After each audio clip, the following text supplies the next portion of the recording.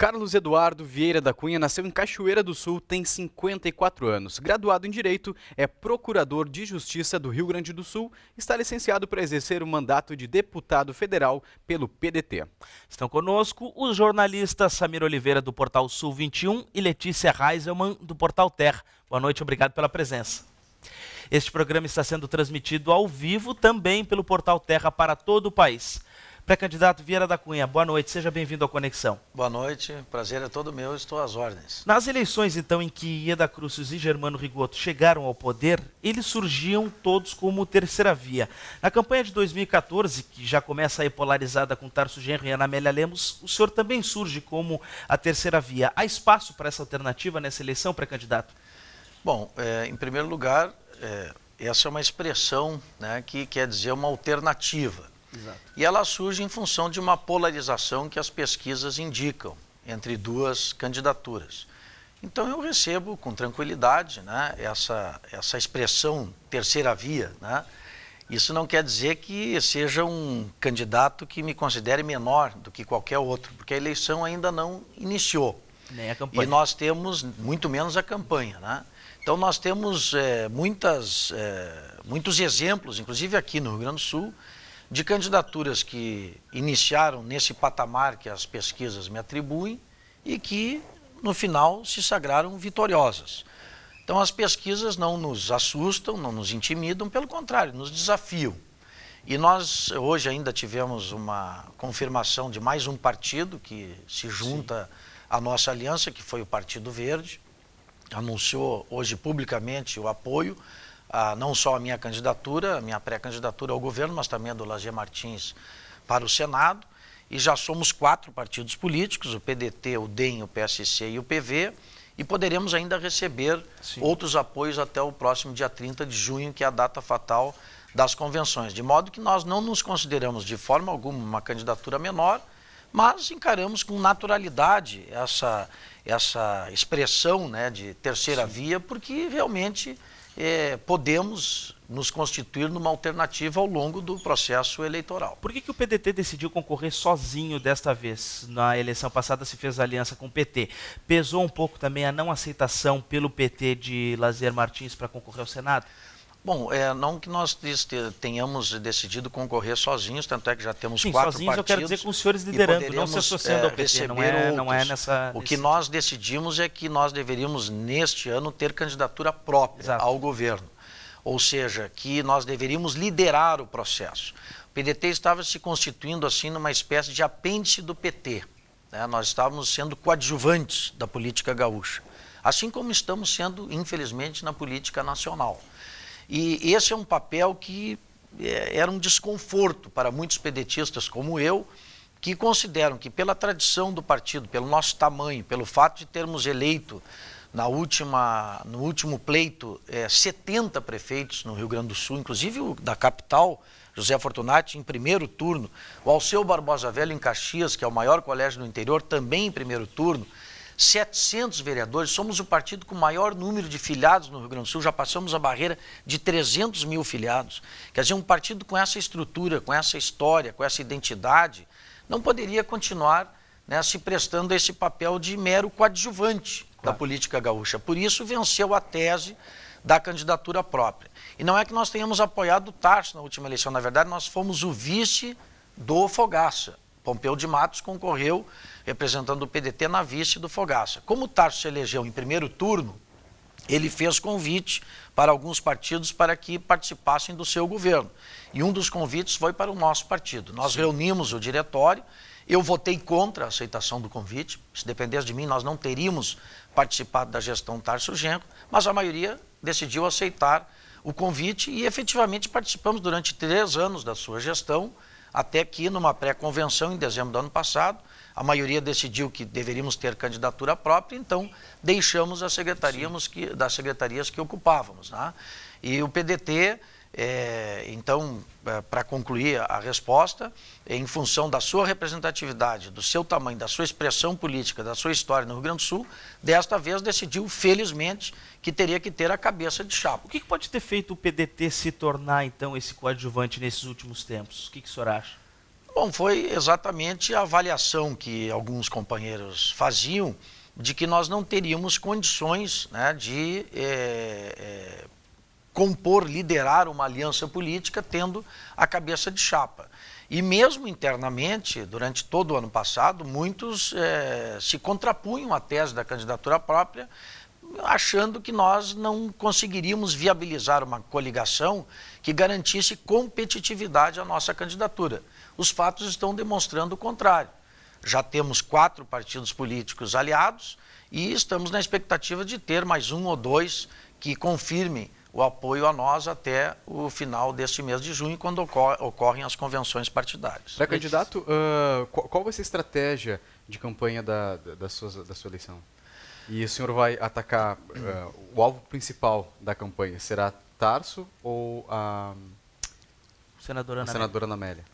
Bom, nós temos uma posição muito clara nessa eleição. A nossa candidatura é uma candidatura que propõe mudança, é uma candidatura de oposição, o que não retira o caráter propositivo da nossa candidatura. Tanto é assim que nós estamos já há muito tempo mergulhados num profundo estudo dos principais problemas do Estado e pretendemos apresentar já no próximo sábado, quando ocorrerá a nossa convenção em São Borja. Pela primeira vez o PDT vai realizar a sua convenção estadual não na capital, mas no interior do Estado, e vamos fazê-lo em São Borja, porque lá estão enterrados nossos principais líderes, Getúlio Vargas, João Goulart e Leonel Brizola, e escolhemos o dia 21 exatamente porque no próximo sábado se terão passado exatos 10 anos da morte de Leonel Brizola.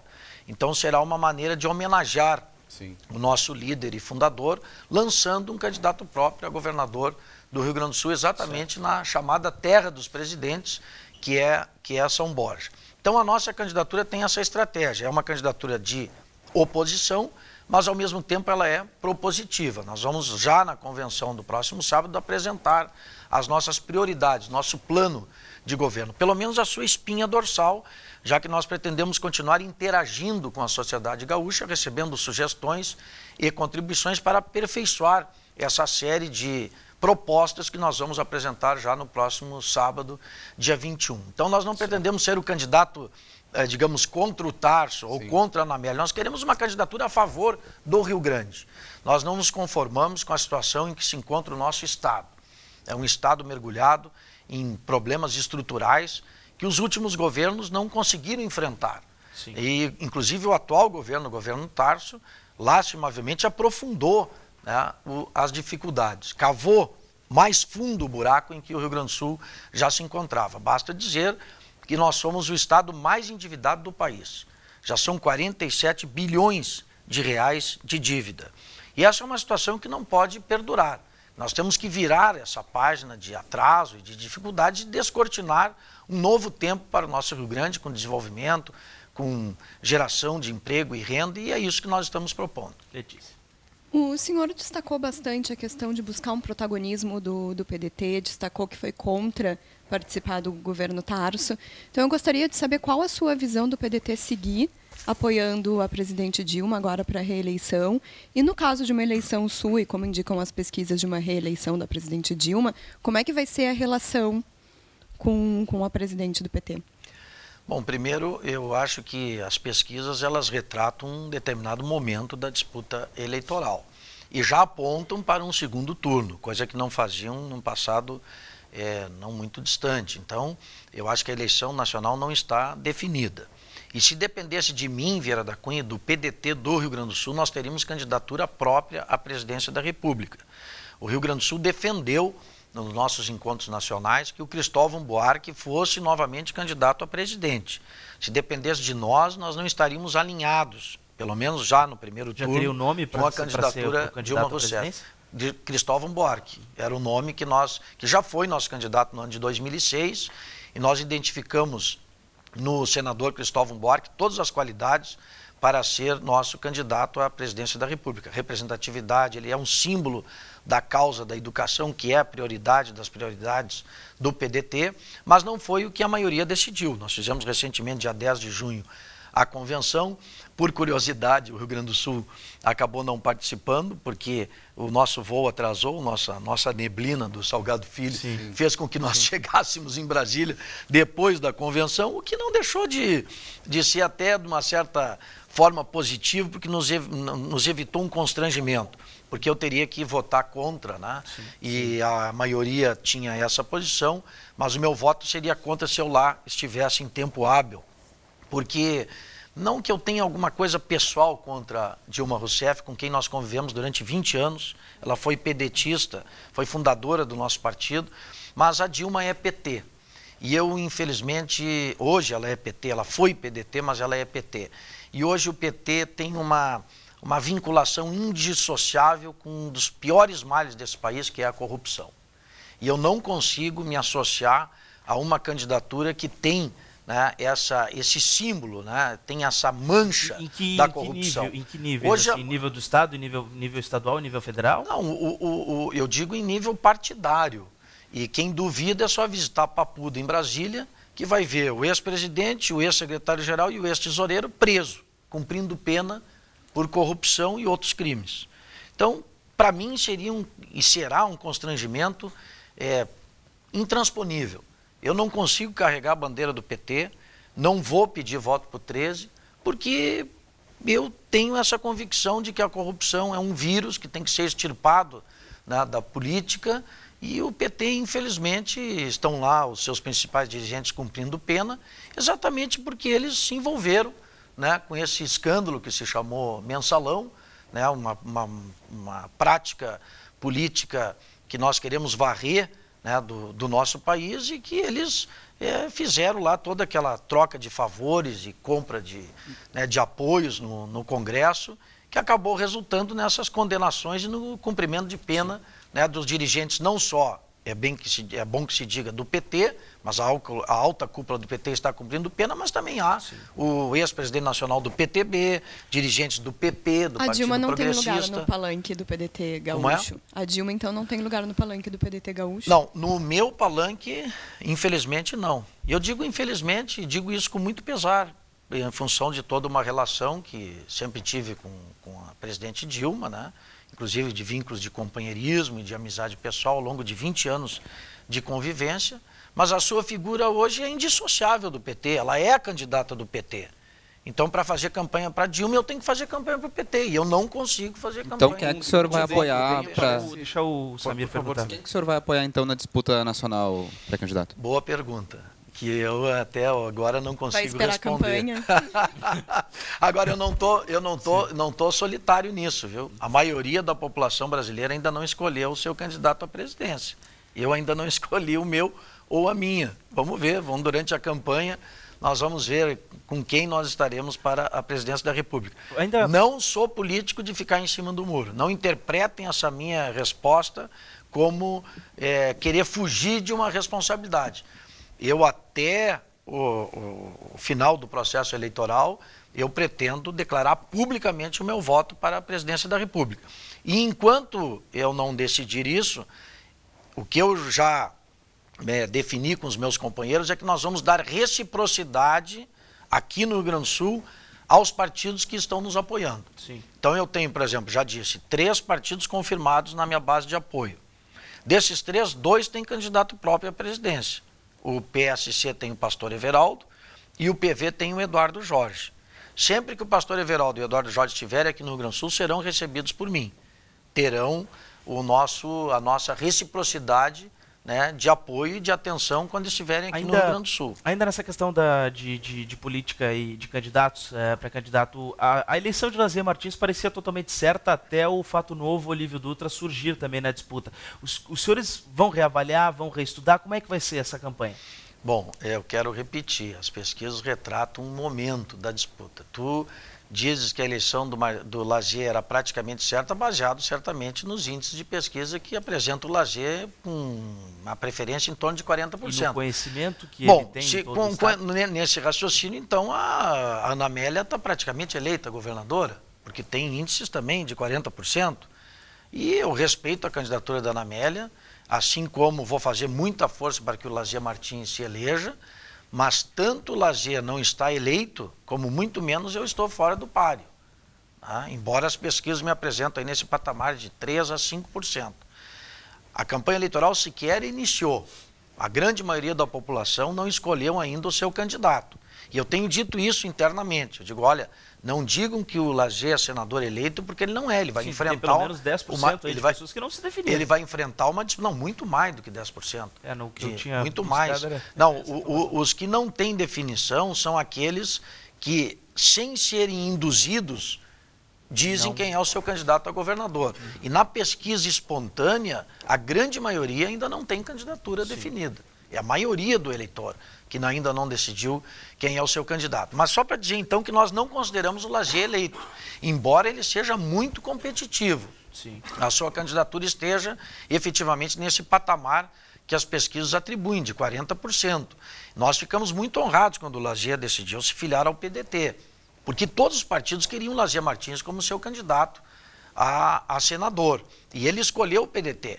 E faça-se justiça, escolheu o PDT num momento muito difícil do nosso partido. Nós tínhamos perdido, recém-perdido, 9 deputados federais. 6 migraram para o Solidariedade e 3 para o PROS. Então o Lazier escolheu o PDT num momento difícil, de encolhimento do partido, mostrando mais uma vez o seu caráter. Porque ele se filiou ao PDT por identidade política. Porque o seu pai sempre foi um trabalhista e ele acredita firmemente na causa da educação como prioridade das prioridades. Quando ele anunciou, num programa de grande audiência na rede de televisão em que ele trabalhava, que estava optando pelo PDT em função desse critério, foi realmente para nós todos, para a família trabalhista, uma bela notícia. E eu tenho certeza que a parceria do Lazier vai ajudar muito a alavancar e viabilizar eleitoralmente a minha própria candidatura para o governo do Estado, porque ele realmente é um nome muito conhecido, muito respeitado em todo o Estado do Rio Grande do Sul. Como é que o senhor projeta que vai ser esse embate aí com o pré-candidato ao Senado pelo PT, Olívio Dutra, né? Não, vai ser uma boa peleia, vai ser bonito de ver, né? Vai estar à altura das melhores tradições do Rio Grande.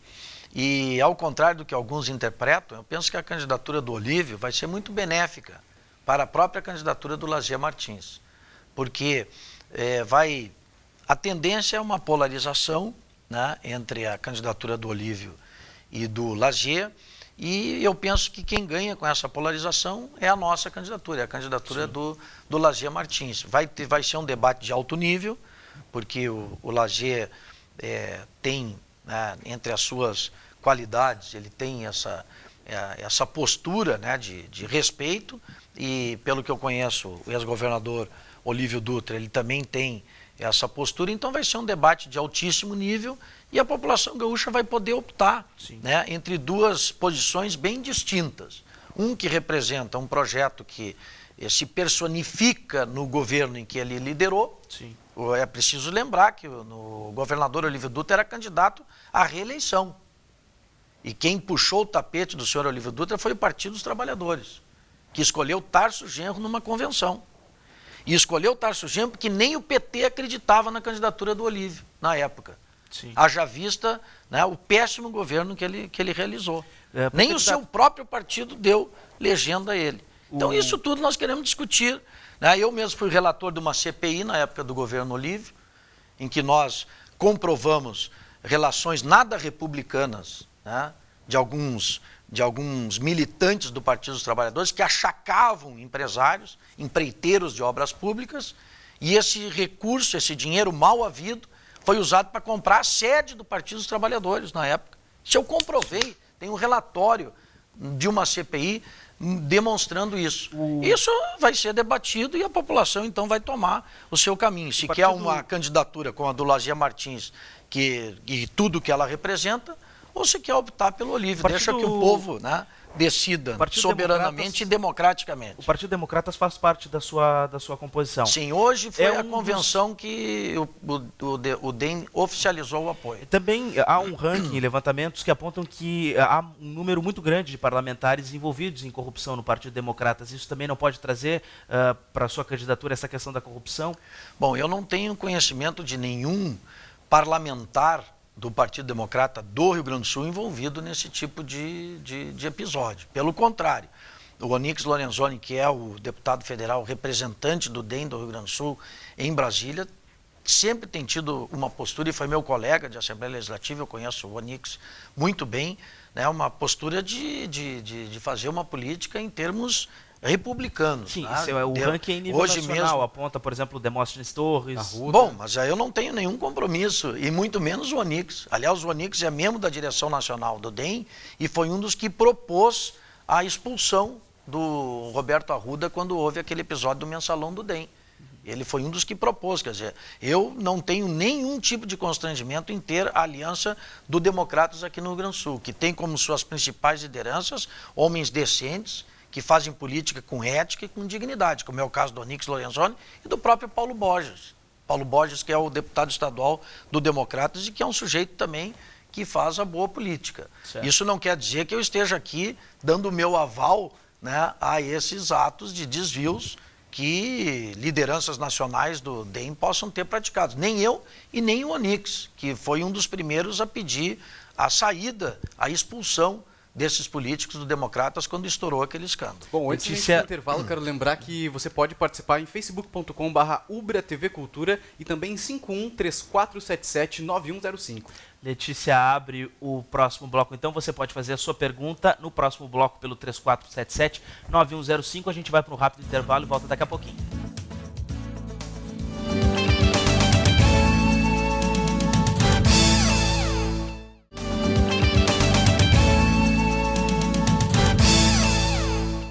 Este é o Conexão RS, na série de entrevistas que estamos realizando com os pré-candidatos ao governo do Estado e também ao Senado. Hoje está conosco o pré-candidato ao governo do Estado pelo PDT, Vieira da Cunha. Letícia, começa com a pergunta neste bloco. O senhor já comentou da ligação forte do PDT com a educação. Então, como governador, qual seria a sua relação com esse assunto e principalmente com os professores, né, que vivem numa guerra com o governo gaúcho na questão de salários, de benefícios de carreira? Nós não combinamos, mas era essa justamente a pergunta que eu tenho aqui. Uma pergunta que não poderia deixar de ser feita a um trabalhista, né? Porque está no nosso DNA, no DNA de um trabalhista, esse compromisso verdadeiro e prioritário com a causa da educação. E Brizola, quando governou o Rio Grande do Sul, ele construiu 6.302 escolas. Ele gostava de me dizer: Vieira, eu vou me inscrever no Guinness Book, ele me dizia, livro dos recordes. Porque eu duvido que um governador tenha construído tantas escolas como eu construí quando governei o Rio Grande do Sul. Se elas não tivessem nome e endereço, era difícil de acreditar que em 4 anos alguém pudesse erguer 6.300 escolas. Isso dá uma média de 1.500 escolas construídas por ano. É incrível. Mas esse foi o plano de escolarização. Eu canso de encontrar pessoas nas minhas andanças pelo Rio Grande que me dizem: Vieira, se eu sou alguém na vida, é porque eu tive a oportunidade de estudar numa escolinha construída pelo Brizola. Então ele semeou, né, esse compromisso prioritário com a causa. Quando ele governou o Rio de Janeiro, ele idealizou com o gênio do Darcy Ribeiro e não menos gênio Oscar Niemeyer, o CIEP, o Centro Integrado de Educação Pública, que é a escola de tempo integral, que hoje todos falam, mas o Brizola há 30 anos começou a semear os CIEPs no Rio de Janeiro. Se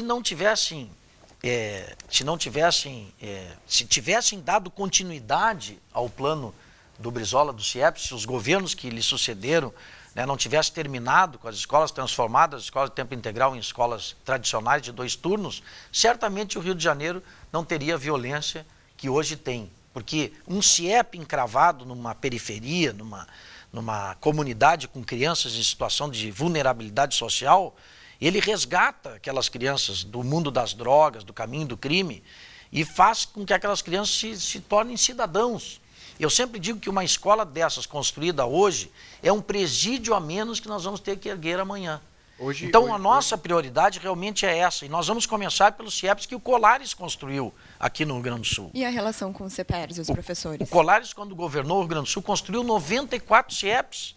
Há poucos dias eu estive em Camaquã, está lá a escola na situação em que está. Em qualquer cidade que a gente vá, os CIEPs se transformaram em escolas tradicionais. Sim. E vão ser agora resgatados como escolas de tempo integral no nosso governo. Porque no ensino fundamental, o ensino fundamental, quem cuida do ensino fundamental, das escolas, enfim, são os municípios, né?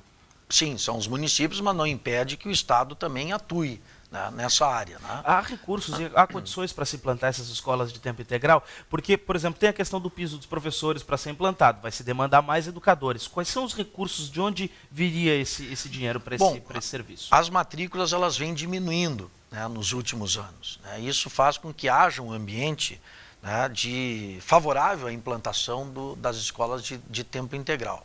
Por outro lado, o nosso desafio é essa questão financeira. Agora, no que diz respeito à educação, essa questão não nos assusta, porque nós acreditamos que em educação a gente não gasta, a gente investe. Cada centavo que se coloca na educação não é uma despesa pública, é um investimento numa sociedade muito melhor amanhã.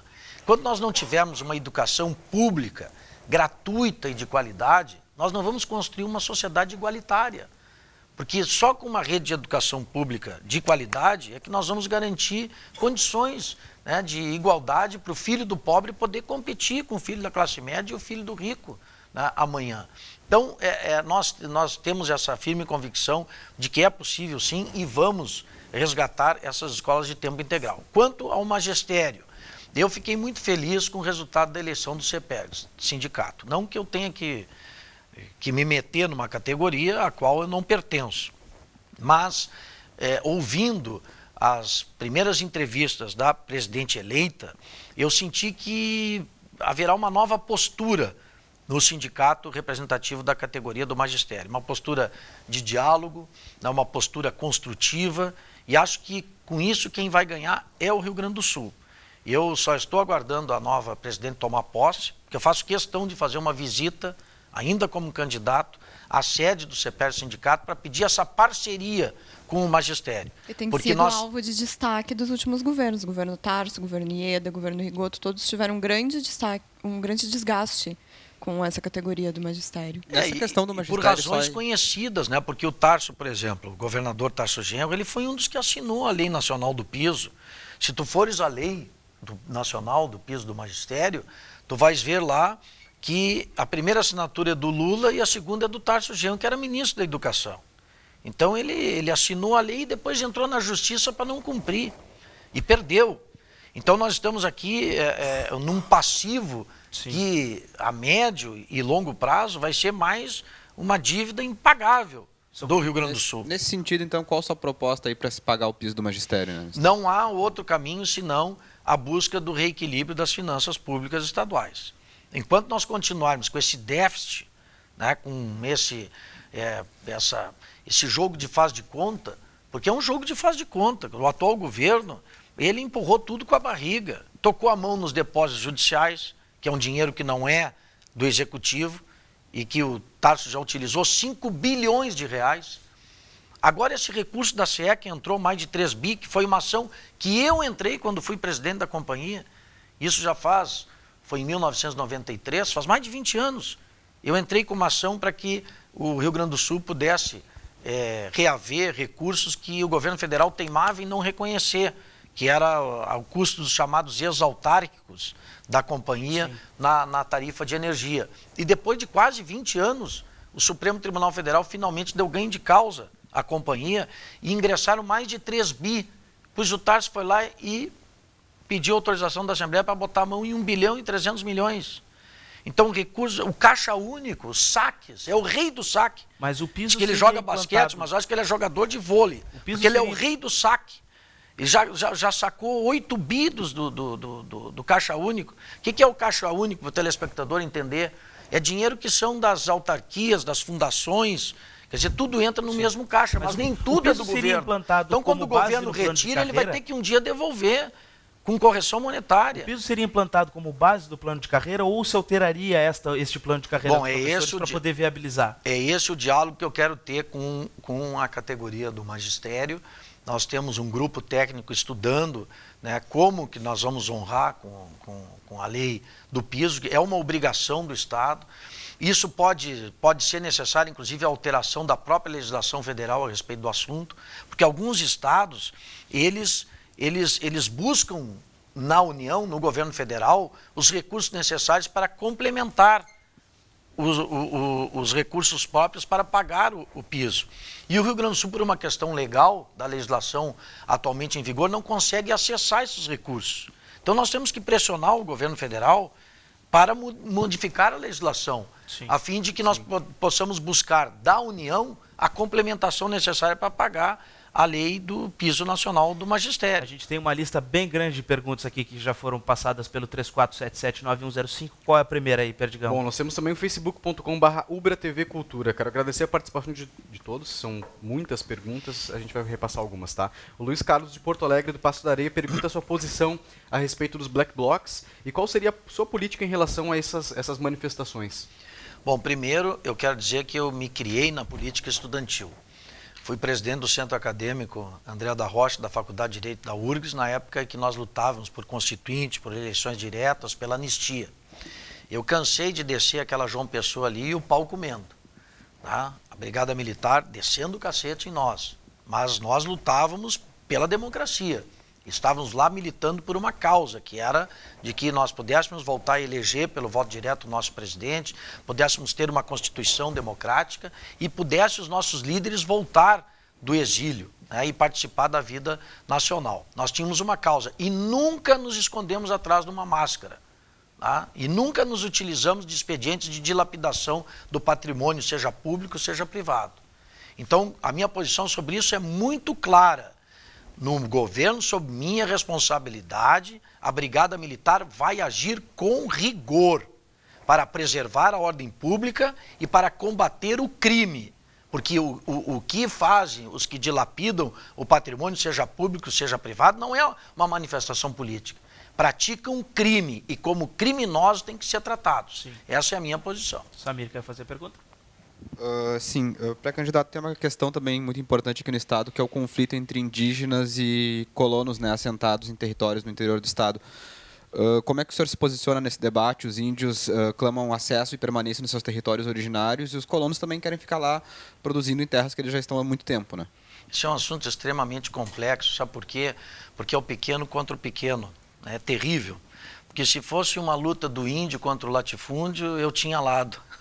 Mas é do pequeno contra o pequeno, é do índio contra o pequeno agricultor, que são minifundiários, né? É a mesma coisa com os quilombos, é o mesmo fenômeno, né? São os quilombolas contra os pequenos agricultores. E gente que está ali tirando o sustento da sua terra há gerações. E muitos com título de propriedade que o seu avô, que o seu bisavô conquistou com muita luta, com muito suor.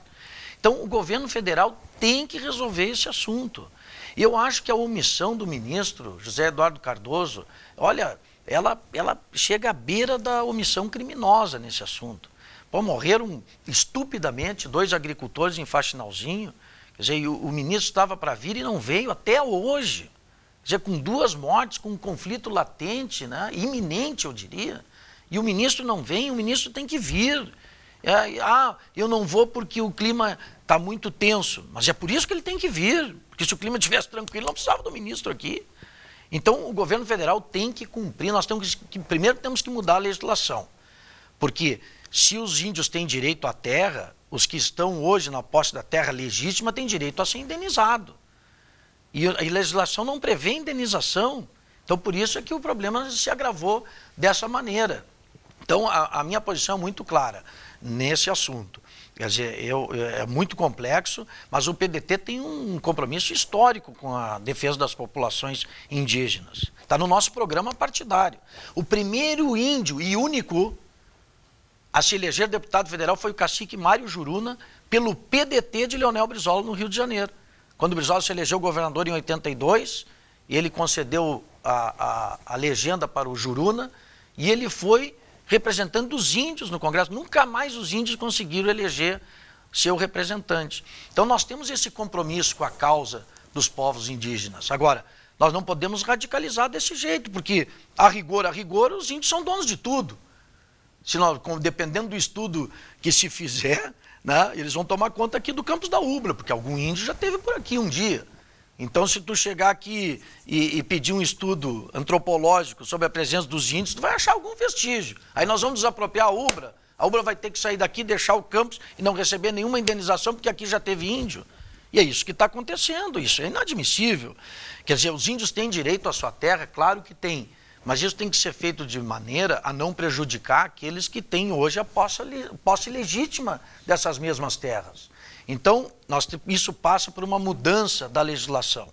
Eu penso que nós temos que preservar e reconhecer o direito dos índios, mas sem prejuízo dos direitos dos pequenos agricultores. Tem mais uma pergunta. Que se for o caso do índio ir para lá, eles têm que ter uma indenização justa que lhes permita adquirir uma outra propriedade tão boa ou melhor do que aquelas que hoje eles legitimamente ocupam. Eu acho que essa é a solução. Temos uma pergunta do Carlos Pauleto, de Esteio. Ele pergunta, falando ainda sobre corrupção, ele faz duas perguntas, na verdade, para candidato. Ele quer saber como o senhor avalia o ex-ministro do Trabalho, Carlos Lupe, que teve que se afastar porque foi acusado de corrupção, e também sobre o episódio da namorada do Lazier, do pré-candidato Lazier Martins, que foi nomeada CC do Socella, presidente da Assembleia Legislativa, que é do PDT.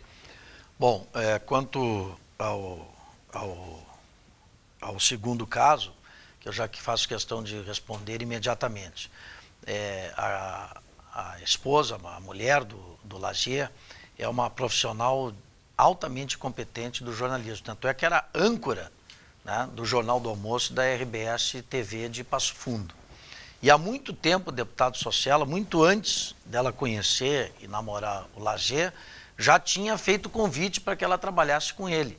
Porque em função exatamente da sua competência, né, que levou ela a ocupar essa função importante no jornalismo da região, o Socella já vinha fazendo convite para que ela trabalhasse com ele. Bom, em função da candidatura do Lazier ao Senado, ela teve que se desligar da empresa de jornalismo para a qual ela trabalhava, porque há um código de conduta da empresa que não permite que a pessoa que seja esposa de um pré-candidato continue trabalhando naquela empresa. Então, ao se desligar da empresa, ela ficou livre, como você, se um dia que sair aqui da TV ou dos seus respectivos jornais, estarão livres para serem contratados. E o Socella fez o convite para que ela trabalhasse com ele. E ela, num primeiro momento, aceitou esse convite. E aí, em função da exploração que se fez, de que ela estaria trabalhando lá por ser esposa do Lazier, o que não é verdade, ela estava trabalhando com ele porque ela é uma profissional habilitada, é uma jornalista competente e foi convidada e aceitou. E estava trabalhando, não era fantasma, trabalhava, e eu sou testemunha que trabalhava, e muito. Mas para evitar esse tipo de exploração política, ela acabou se desligando e se exonerando do cargo. Então não vejo nenhum problema, né, desse tipo de trabalho que ela prestou, que é legítimo, que é legal, que não tem nenhum tipo de problema, muito menos moral, muito menos legal. Mas, para evitar a exploração política, ela se exonerou do cargo. Para a gente encaminhar a questão do ex-ministro Carlos Lupe. Bom, quanto ao Lupe, é o seguinte, o Lupe, primeiro, ao contrário do que se diz, ele não foi demitido, ele pediu demissão. Tanto é que a presidente Dilma, agora, quando recebeu o apoio na convenção, encheu o Lupe de elogio. Então, a tal da faxina, que o Lupe teria sido faxinado, isso tudo não passa, né, de exploração política contra o nosso presidente nacional. Ele pediu demissão, haja vista toda a pressão que na época foi feita em relação a ele. Em segundo lugar, o senhor e a senhora que está nos assistindo, especialmente quem fez a pergunta, bote o nome lá no sistema da justiça, Carlos Roberto Lupe. Sabe o que vai aparecer ali no computador? Nada consta. Sabe por quê? Porque ele não responde sequer a um processo. Sim. Não responde sequer. Todas as denúncias que fizeram em relação ao Lupe foram arquivadas, porque não tinham sustentação, não tinham fundamento. Então, o que eu posso dizer? Eu posso dizer que enquanto, não quero fazer nenhuma injustiça, mas se por acaso aquele que está me cobrando é petista, eu quero dizer que enquanto os dirigentes nacionais do seu partido estão atrás das grades, cumprindo pena lá na Papuda, em Brasília, o Carlos Lupe está aí, trabalhando pelo nosso partido e sequer responde a um processo. Não há um processo sequer contra ele. Pré-candidato, em 2013, os contratos de pedágio com as empresas concessionárias encerraram aqui no Rio Grande do Sul e o governo criou, então, a EGR para administrar essas estradas. Então, são duas perguntas. O senhor manteria a EGR da forma como está, na iniciativa pública? Faria uma economia mista ou passaria para a iniciativa privada? E como o senhor deve tratar a questão do passivo dos pedágios, que é reivindicado pelas concessionárias e deve surgir aí no próximo governo essa reivindicação? Bom, eu espero, sinceramente, que não se transforme em mais um passivo essa questão dos pedágios, embora haja um risco, né, de que isso ocorra, porque a maneira como o contrato, né, foi foi rompido pelo governo do estado, gerou essa pendência judicial de resultados imprevisíveis, né? Cabeça de juízo a gente nunca sabe o que vai sair, né? E barriga de mulher já tem ecografia agora, né? Mas cabeça de juízo a gente continua não sabendo o que vai dar. Então, nós podemos ter realmente um passivo, né, no futuro a respeito disso. Eu teria feito diferente. Não teria rompido unilateralmente o contrato, né? Trataria de compor com as empresas concessionárias, porque afinal de contas havia um contrato assinado e sempre o melhor caminho é a negociação. Embora eu, pessoalmente, não seja a favor do sistema de pedágios como ele foi implementado. Se vocês forem aos anais da Assembleia Legislativa, vão ver que o então deputado estadual Vieira da Cunha votou contra o projeto de pedágios proposto pelo então governador Antônio Brito. Exatamente porque eu não identificava naquele conjunto de propostas algo, né, que fosse ser benéfico para o povo gaúcho. Não que eu seja contra os pedágios em si. Eu penso que a parceria público-privada ela é um caminho quando o Estado não tem recursos próprios para atender as demandas. E o exemplo típico é na infraestrutura rodoviária. Nós não temos recursos públicos necessários para manter as nossas rodovias em boas condições. Agora, o que nós não podemos fazer é que o governo da época fez. Quer dizer, concede as estradas que foram feitas com o nosso dinheiro, com dinheiro público. E ainda pede, por o empresário bota um verniz ali de asfalto, uns olhinhos de gato e passa a cobrar tarifas absurdas. Aí não. Eu sou a favor, né, de pedágio, da parceria público-privada, quando presentes alguns requisitos objetivos. Quais sejam? Transparência, né, tarifa, modicidade tarifária, tarifa justa, e não foi o que aconteceu aqui no Rio Grande do Sul. Qual seria o fim Alguma providência deveria ter sido tomada, mas eu teria agido de maneira diferente. Sim. Teria buscado um acordo com as concessionárias para não gerar esse risco de um imenso passivo no futuro, como infelizmente poderá acontecer. A gente ainda tem 16 minutos de programa, passou rápido, então eu vou pedir para os guris fazerem a pergunta rapidamente, se o senhor puder fazer a resposta o mais breve possível para a candidata. Bom, me disponho a voltar aí numa próxima oportunidade. Será convidado, por favor. Deputado, eu queria falar de segurança, que eu acho que é um dos temas que mais preocupam não só os gaúchos, mas nacionalmente, e uma questão que já é bem polêmica no Estado, que já se tentou fazer, já se falou sobre isso, a unificação das polícias. Queria saber qual a sua proposta para a segurança e qual a sua opinião especificamente sobre a questão da integração das polícias. Bom, essa questão da segurança pública realmente é uma das questões mais graves, né, que nós temos aqui no estado do Rio Grande do Sul. Basta ver os últimos indicadores de violência. O indicador típico de violência é o número de homicídios. E o último levantamento demonstra que aqui no Rio Grande do Sul nós atingimos já o índice de 18 homicídios por 100 mil habitantes. Para se ter uma ideia do que isso significa, basta dizer que a cidade de São Paulo, que sempre foi um parâmetro de violência, apresenta hoje 12 homicídios por 100 mil habitantes. E no Rio Grande do Sul nós temos 18. Quer dizer, é algo realmente que nos desafia. O sistema penitenciário é um horror. O próprio governo do estado do Rio Grande do Sul foi denunciado a organismos internacionais em função da precariedade do presídio central de Porto Alegre, que é uma das piores cadeias do país, aqui na capital do estado. Sim. Do Rio Grande do Sul. Então a situação realmente é calamitosa. Temos defasagem de recursos humanos, tanto na Polícia Civil como na Polícia Militar. Então os desafios são enormes. Temos que investir em tecnologia, em inteligência, tem que haver uma estratégia, né, de segurança no nosso estado. Eu fui promotor da Vara de Execuções Criminais em Porto Alegre. Nós temos que resolver esse problema do sistema penitenciário, porque ele tem reflexos diretos nos índices de violência.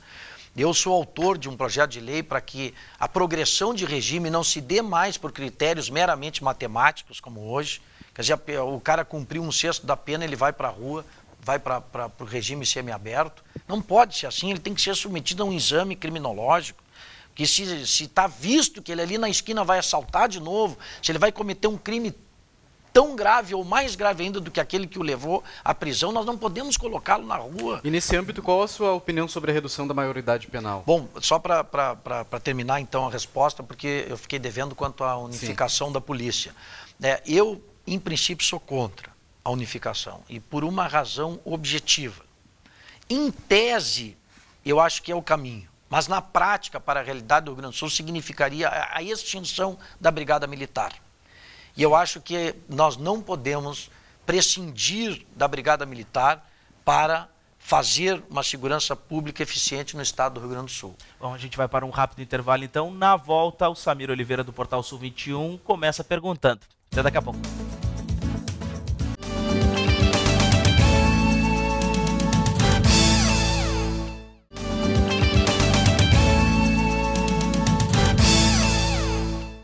Conexão RS, conversando com o pré-candidato do PDT ao governo gaúcho, Vieira da Cunha. Samir Oliveira, do Sul 21, faz a pergunta.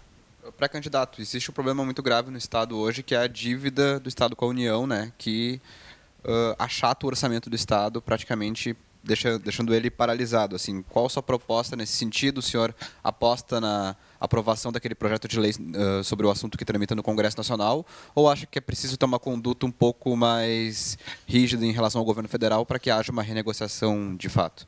As duas coisas. Primeiro, nós temos que pressionar o Senado para que ele aprove o projeto de renegociação para o qual demos prioridade na Câmara e já aprovamos. A Câmara já fez a sua parte e falta agora o Estado cumprir a dele. E só não aprovou ainda pela pressão do ministro da Fazenda, que não quer, né, que o projeto seja aprovado, embora ele tenha sido de iniciativa da Presidente da República. Então veja a incoerência. O presidente manda e o ministro da Fazenda tranca. Mas é o retrato do atual governo. Bom, então por que eu disse as duas coisas? Porque esse projeto, ele ameniza, pelo menos a bola de neve para de crescer, porque nós reduzimos a taxa de juros e trocamos o indexador, mas ele não resolve. Por que ele não resolve? Porque o índice de comprometimento é muito alto da nossa receita corrente líquida com o pagamento da dívida com a União. É de 13%. Então, 13% do que o Rio Grande do Sul arrecada vai direto para o pagamento da dívida. E esse percentual tem que ser reduzido no máximo para 9%. E o governo federal tem que se sensibilizar. Então nós temos que ter uma postura mais rígida em relação ao governo federal para diminuir esse percentual. E se o governo federal continuar insensível, nós temos que ir para a justiça. O Rio Grande do Sul tem que bater as portas do judiciário, porque eu duvido que o Supremo Tribunal Federal, olhando a realidade do Estado, vai verificar que esse Estado é ingovernável, comprometendo 13% da sua receita com o pagamento da dívida. Não é que nós não queiramos pagar, nós queremos apenas que se comprometa um percentual razoável. E vamos alongar o perfil, né, vamos alongar o prazo para que o percentual seja menor de comprometimento, porque senão nós vamos continuar sem recursos. Para vocês terem uma ideia da crise, da situação aflitiva em que passa o Estado do Rio Grande do Sul, basta dizer que o Colares, quando governou o Rio Grande, faz 20 anos que o Colares deixou o governo, o último ano do governo Colares foi em 1994, ele investia 13% da receita líquida, ele conseguia para investimento. Hoje o governo Tarso investe uma média de 5% apenas. De 20 anos para cá as demandas aumentaram, quer dizer, nós precisamos de mais recursos para atender as demandas da população e temos menos da metade, estamos investindo menos da metade do que 20 anos atrás. Sim. Então nós temos que realmente, como tu disseste, ter um outro tipo de postura em relação ao governo federal e, se necessário, nós temos que bater as portas do Poder Judiciário. Neste Conexão RS, que está sendo transmitido ao vivo para todo o país pelo Portal Terra, tem participação dos telespectadores, Perdigão. Tem sim, a gente tem uma participação do Paulo, do Roberto de Canoas. Ele pergunta por que os políticos prometem educação de qualidade e nunca conseguem cumprir. Bom, não é o nosso caso. Eu quero te dizer que quando esteve sob nossa responsabilidade administrar o Estado, nós efetivamente investimos em educação. Foi o caso do Brizola, quando governou, foram 6.300 escolas, o Colares ergueu 94 CIEPs, investiu, né, foi o período de governo com maior nível de investimento em educação da história recente do Rio Grande do Sul, e nós estamos assumindo esse compromisso de dar efetiva prioridade à educação. E o que nos distingue das demais candidaturas e dos demais partidos é exatamente isso. No discurso é fácil, só que nós não só discursamos. Quando nós estamos no governo, nós efetivamente priorizamos a educação. Certo. Mas se tu me permite, antes de continuar com os ouvintes, tu me fizesse uma pergunta no ar e depois o telespectador vai achar que eu estou fugindo da pergunta. A culpa é minha, tinha que ir pro intervalo. Mas é que vão achar que eu estou fugindo da pergunta, porque é um tema muito sensível, esse da maioridade penal. Qual eu faço questão de deixar aqui registrada a minha opinião. Bom, já que o Onyx Lorenzoni essa é uma das bandeiras, dele. O que eu penso a respeito disso? Eu acho que não pode haver impunidade. Mas também acho que não é a solução colocar um adolescente para dentro de um sistema penitenciário que não recupera ninguém. E hoje há um índice de recuperação quando há medidas de atendimento socioeducativo. Há, comprovadamente, luz no fim do túnel no sistema de atendimento socioeducativo. Tá? Então, o que eu acho? Eu acho que nós temos que revisar o ECA, o Estatuto da Criança e do Adolescente, porque hoje o ECA diz que, independentemente do fato praticado pelo adolescente, ele fica no máximo 3 anos internos e tem que ser recuperado. Aliás, tem que ser liberado. 3 anos é o tempo máximo de internação. O que eu acho que tem que acontecer? Nós temos que mudar essa legislação. Inclusive, hoje eu presido uma comissão especial que está tratando disso lá na Câmara, a fim de que, em caso de crimes graves, esse tempo de internação possa ser estendido. Agora, não me parece que seja a solução colocar esses adolescentes para dentro do sistema penitenciário. Porque os presídios, como estão hoje, são verdadeiras universidades de pós-graduação no crime. Esse jovem vai sair do presídio muito pior do que entrou.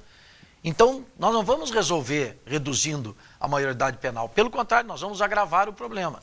Agora, o dia em que nós alcançarmos um sistema penitenciário que cumpra as suas funções, porque é preciso lembrar as pessoas que a pena não é só castigo. A pena é castigo e ressocialização. Quer dizer, então o Estado tem que fornecer um aparato, um sistema prisional que faça com que a pessoa recupere, se recupere para o convívio social. Temos 1 minuto de programa ainda, pode perguntar. Essa proposta sobre a implosão do CNJ, do Presídio Central. Sou contra, radicalmente contra. E sou contra pelo seguinte, onde é que nós vamos colocar os presos provisórios de Porto Alegre e da região metropolitana? Vou interromper o senhor pré-candidato Samir, pergunta rapidinho. Então, nós temos aqui no Rio Grande do Sul o tribunal... Não, mas um momentinho, eu sou contra. Falta 1 minuto, senão não estou aqui não dando o meu aval para as péssimas condições do Presídio Central, porque eu já denunciei e já me referi que isso é um assunto com o qual nós não podemos continuar convivendo. O Presídio Central tem que ser totalmente reformado e tem que ter a sua capacidade condizente com a sua estrutura. Mas implodir, e onde é que nós vamos colocar... Os que são presos preventivamente, os presos em flagrante, aqueles que não têm ainda sentença definitiva. Nós temos que manter o Presídio Central ali, mas totalmente reformulado. Desculpe. Samir, desculpe. Temos aqui no estado o Tribunal de Justiça Militar, né? Só tem no Rio Grande do Sul, Minas Gerais e São Paulo, se eu não estou enganado. Tem uma PEC na Assembleia para extinguir esse tribunal, até o próprio Tribunal de Justiça já protocolou um projeto nesse sentido na Assembleia. Qual a sua posição sobre isso? Não, eu sou favorável. Acho que nós temos um sistema judiciário que pode prescindir perfeitamente de um tribunal específico para a justiça militar. Tá certo. Suas considerações finais, então, para candidato, agradecendo a sua presença aqui. Bom, eu agradeço muito aí essa oportunidade, gostei muito de participar do programa, e já que o tempo foi curto, deixamos muitos telespectadores aí sem responder a pergunta, poderíamos fazer uma outra edição, né? Estou à disposição aí, quando quiserem. Eu sei que vocês têm que dar o mesmo tempo aos outros candidatos, mas não tem problema, né? Quem sabe vamos voltar aqui numa outra oportunidade para a gente ter oportunidade de continuar conversando aí com os nossos telespectadores.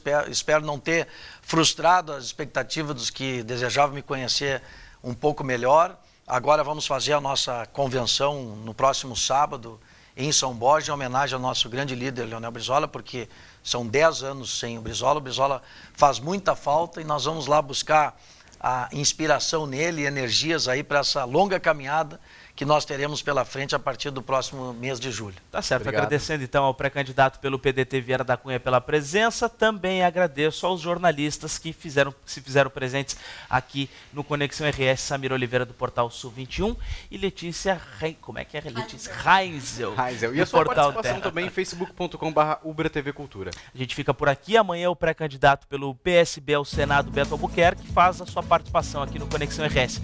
Boa noite, até lá. Até lá.